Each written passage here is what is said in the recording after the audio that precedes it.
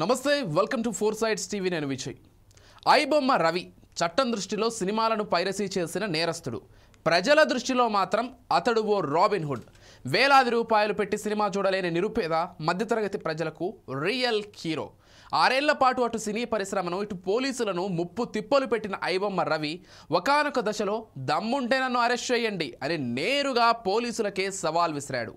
అయితే భార్య అందించిన సమాచారంతో ఐబొమ్మ రవిని అరెస్ట్ చేసి హీరోలుగా తెలంగాణ పోలీసులు ఫోజులిస్తున్నారన్న విమర్శలు వస్తున్నాయి. ఇంతవరకు పోలీసుల ఎదుట రవి వెల్లడించిన వివరాలేంటి? ప్రజలు అతన్ని రాబిన్ హుడ్గా ఎందుకు కొనియాడుతున్నారు? అసలు ఐబొమ్మ అంటే ఏంటి? రవికి అంత క్రేజ్ ఎందుకు? Let's watch the story. IBomma రవిని తొలుత 5 రోజుల పాటు విచారించిన పోలీసులు కోర్టు అనుమతితో మరో 3 రోజుల కస్టడీకి తీసుకొని విచారించారు. చాలా ప్రశ్నలకు మౌనం వహించిన రవి కొన్ని కీలక సమాచారం ఇచ్చాడని పోలీసులు తెలిపారు. పోలీసులు వెల్లడించిన వివరాల ప్రకారం పైరసీ గుట్టు బయటపడిన విదేశీ పౌరసత్వంతో తప్పించుకోవచ్చనే ధీమాతో తన నెట్వర్క్ను పెంచుకున్నాడు.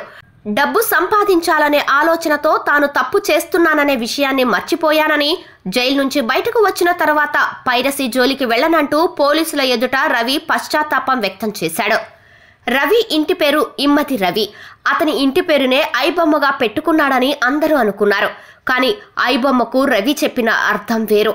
ఐ అంటే ఇంటర్నెట్, బొమ్మ అంటే సినిమా. వైజాగ్లో సినిమాను బొమ్మ అంటారు.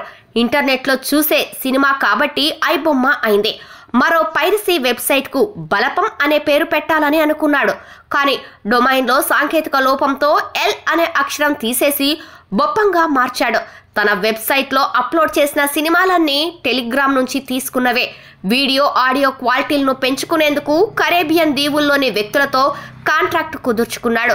ఐబొమ్మ బొప్పం వెబ్సైట్లలో 20,000కు పైగా సినిమాలు అప్లోడ్ చేశాడు. ఇక థియేటర్లకు వెళ్లి వేలాది రూపాయలు ఖర్చు చేయకుండానే ఇంట్లో కూర్చుని కొత్త సినిమాలు చూసే అవకాశం కల్పించిన ఐబొమ్మ రవిని తెలుగు ప్రజలు ఆకాశానికి ఎత్తుతున్నారు.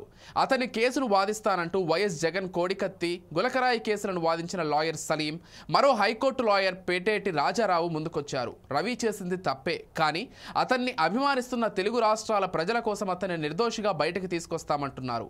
పైరసీ ప్రపంచంలో తిరుగులేని లీడర్గా ఎదిగిన రవికి రాజ్యాధికార పార్టీ అధ్యక్షుడు తీన్మార్ మల్లన్న కూడా పూర్తి మద్దతు ప్రకటించారు.